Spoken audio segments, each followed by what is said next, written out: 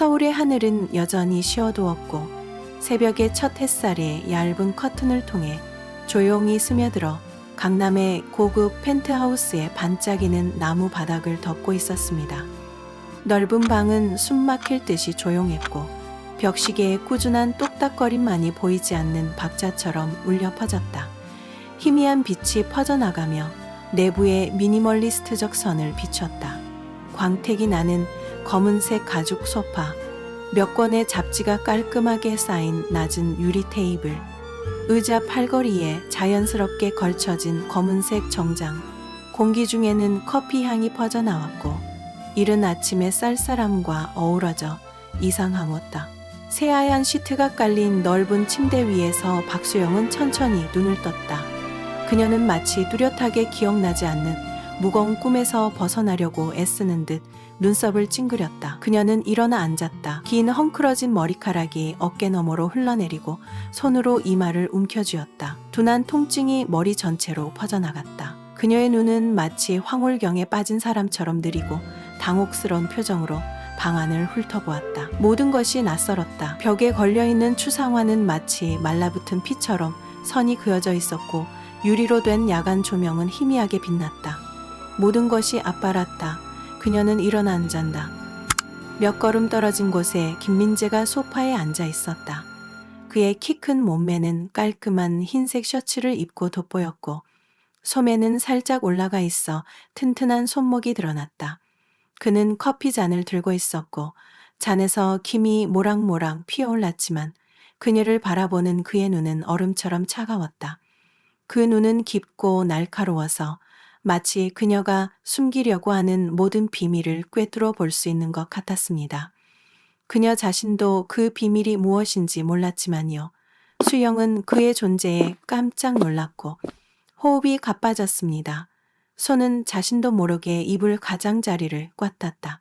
그는 커피 잔을 테이블에 내려놓았다. 두 사람 사이의 거리는 좁아지고 공기는 짙어졌으며 오직 그녀의 가슴에서 쿵쾅거리는 심장 소리만이 남았습니다. 그는 그녀에게서 몇 걸음 떨어진 곳에서 멈춰 섰고 그의 눈은 깊고 알 수 없는 그녀의 눈에 고정되어 있었습니다. 수영은 그 시선에 몸이 굳어지는 것을 느꼈다. 그는 고개를 기울였고 그의 깊은 목소리가 잠시 울려 퍼지며 칼처럼 침묵을 가르며 말했다. 무언가 기억나. 그 목소리에는 감정이 담겨 있지 않았지만 그녀를 떨게 만드는 보이지 않는 힘이 담겨 있었습니다. 그는 고개를 저었다. 입술은 움직였지만 말은 할 수 없었고 그녀는 고개를 기울였다. 입술은 움직였지만 말은 할 수 없었고 그녀는 고개를 기울였다. 바깥에서 들어오는 희미한 빛이 그의 어깨에 닿아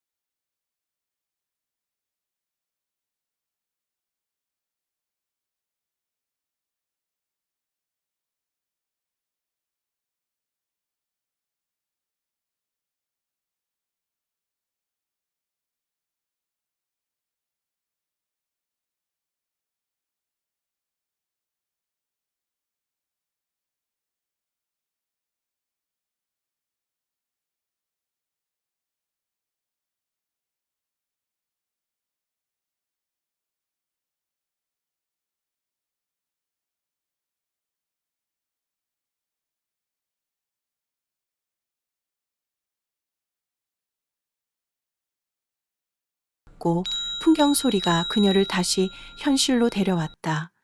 가게 안은 분위기가 더 따뜻하고 볶은 커피 향이 퍼져나가며 소박한 인테리어의 나무 향과 어우러진다. 수영은 창가에 있는 테이블을 골라 앉았다. 그녀의 손에는 뜨거운 커피 한 잔이 쥐어져 있었지만 그녀의 눈은 여전히 먼 곳에 있었고 바깥의 교통 상황을 바라보고 있었다. 커피잔에서 나오는 열기가 그녀의 시야를 흐리게 만들었지만 그녀의 영혼을 붙잡고 있는 추위를 쫓아낼 만큼은 아니었다. 그녀는 눈을 감고 어젯밤에 있었던 일을 무엇이든 기억해내려고 노력했지만 그녀가 생각할 수 있는 전부는 짙은 안개뿐이었고 그것이 그녀의 기억을 가렸다. 그 순간의 침묵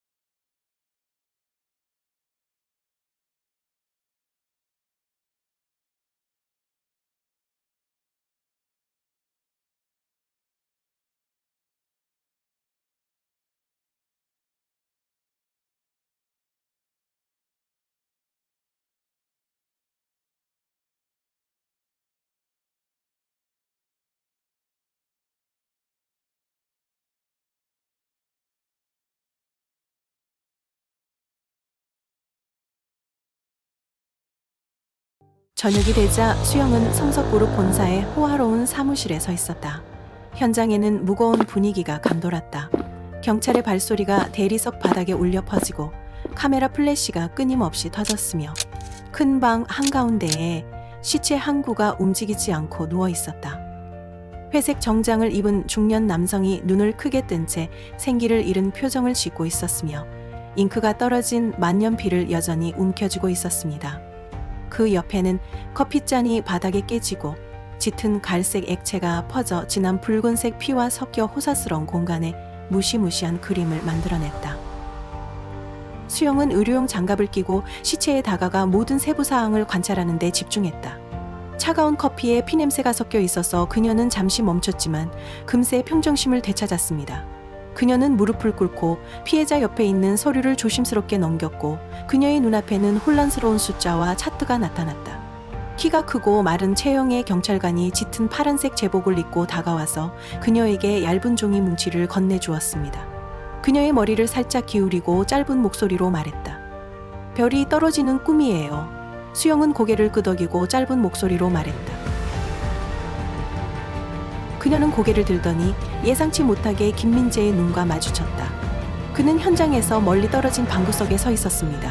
그는 몸에 꼭 끼는 검은색 정장을 입고 있었고 주머니에 손을 넣은 채 무표정한 표정을 지었습니다. 천장에서 비추는 네온 불빛이 그의 얼굴에 날카로운 주름을 더욱 강조했지만 동시에 그의 깊은 눈 속에 숨겨진 깊은 감정도 감췄다. 수영은 심장이 쿵쾅거리는 것을 느꼈고 펜을 쥔 손은 공중에 멈췄다. 그는 오랫동안 그녀를 바라보지 않고 단지 머리를 살짝 기울인 다음 어둠 속에서 나와 복도로 향했습니다. 그는 오랫동안 그녀를 바라보지 않고 단지 머리를 긋습니다. 성석 본사 복도는 길고 차가웠으며 네온 조명에서 나오는 빛이 벽에 희미한 흰 줄무늬를 들이우고 광택이 나는 돌바닥에 반사되었다. 수영은 민재를 마주보며 몇 걸음 떨어진 곳에 서 있었습니다. 그들 사이의 공기는 보이지 않는 바위처럼 무거워서 그녀의 가슴을 누르고 있었다. 그는 고개를 기울이고 그녀의 마음속 생각을 모두 읽는 듯 깊고 압도적인 시선으로 그녀를 살폈다. 수영이는 손을 꽉 쥐었고 손톱이 손바닥에 박혔고 눈은 두려움과 분노가 뒤섞인 채 번쩍였다. 그는 더 가까이 다가갔고 그의 큰 목소리가 짧지만 날카롭게 울려 퍼졌습니다. 그는 더 가까이 다가갔고 그의 큰 목소리가 짧습니다. 그녀는 진진 그녀는 진지, 그는 돌아서 걸어갔다. 그의 신발 소리가 텅 빈 복도에 울려 퍼지고 그녀의 혼란스러운 심장 박동과 뒤섞였다. 그녀는 거기 서서 그의 등이 사라지는 것을 지켜보았고 불안감이 바다 파도처럼 치솟았다. 성석 본사 복도는 길고 차가웠으며 네온 조명에서 나오는 빛이 벽에 희미한 흰 줄무늬를 들이우고 광택이 나는 돌바닥에 반사되었다. 수영은 민재를 마주보며 몇 걸음 떨어진 곳에 서 있었습니다. 그들 사이의 공기는 보이지 않는 바위처럼 무거워서 그녀의 가슴을 누르고 있었다. 그는 고개를 기울이고 그녀의 마음속 생각을 모두 읽는 듯 깊고 압도적인 시선으로 그녀를 살폈다. 수영이는 손을 꽉 쥐었고 손톱이 손바닥에 박혔고 눈은 두려움과 분노가 뒤섞인 채 번쩍였다. 그는 더 가까이 다가갔고 그의 큰 목소리가 짧지만 날카롭게 울려 퍼졌습니다. 그는 더 가까이 다가갔고 그의 큰 목소리가 짧습니다. 그녀는 진진 어리, 그녀는 진지, 그는 돌아서 걸어갔다. 그의 신발 소리가 텅 빈 복도에 울려 퍼지고 그녀의 혼란스러운 심장 박동과 뒤섞였다. 그녀는 거기 서서 그의 등이 사라지는 것을 지켜보았고 불안감이 바다 파도처럼 치솟았다. 동시에 그의 펜트하우스에서 김민재는 커다란 유리문 앞에 서서 붉은 와인 한 잔을 들고 있었고 그의 깊은 눈은 서울의 반짝이는 불빛을 내려다보고 있었다. 바람이 발코니를 가로질러 불어와 그의 조끼자락을 펄럭였지만 그의 얼굴에는 표정이 없었다. 테이블 위에는 휴대전화가 열려 있었고 화면에는 성석의 사건에 대한 정보가 표시되었지만 그는 그것을 만지지 않았다. 그는 와인을 한 모금 들이켰다. 쓴맛이 혀끝에 퍼져나가며 그의 마음속에 무거운 생각과 뒤섞였다. 비오는 하늘 아래 두 명이 풀리지 않은 비밀로 우연히 연결됩니다. 그날 밤 서울은 아직 밝았지만 그들의 마음속에 무거운 생각과 뒤섞였다.